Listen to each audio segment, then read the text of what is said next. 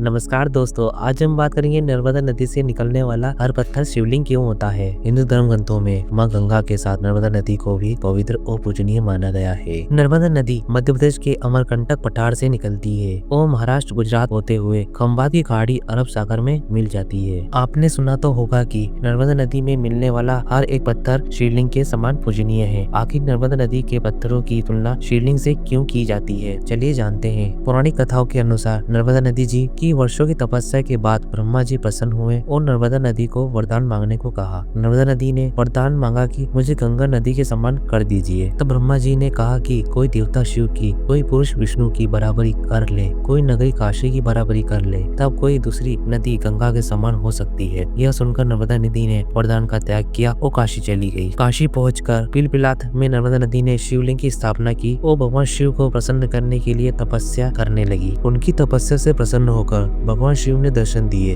और वरदान मांगने को कहा। तब नर्मदा नदी ने कहा कि मैं आपकी भक्त बनकर आपके चरणों में रहना चाहती हूँ। भगवान शिव यह बात सुनकर प्रसन्न हो गए और कहा कि तुम्हारे तट पर जितने भी पत्थर हैं वे सभी शिवलिंग रूप हो जाएंगे। भगवान शिव ने नर्मदा नदी से कहा कि जिस तरह गंगा में स्नान करने से शीघ्र पापों का नाश होता है, लेकिन तुम्हारे यानी नर्मदा नदी के दर्शन मात्र से ही व्यक्ति के सारे पाप नष्ट हो जाएंगे। इसलिए नर्मदा नदी के तट पर मिलने वाला हर पत्थर शिवलिंग का ही स्वरूप है।